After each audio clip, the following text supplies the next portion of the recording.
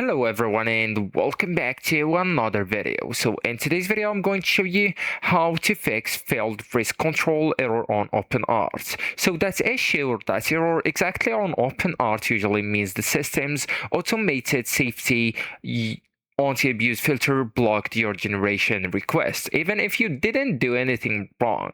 So it's a common and usually fixable. So actually guys, first of all, need to simplify your prompt, and that's the most effective fix. So the OpenArt filter can flag prompts that are too detailed or complex, mentioning celebrities, copyrighted characters, or real people, so containing sensitive or unsafe wording.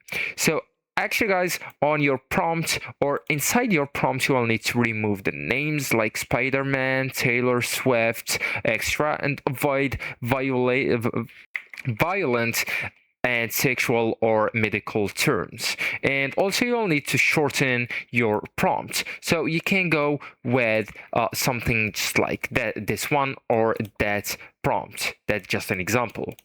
So that's the first cause. The second fix is to change the style or model. So some models are stricter than the others, okay? So you can change the Nano Banana into the GBT image 2 or Nano Banana Pro and retry, okay? So you can choose from here.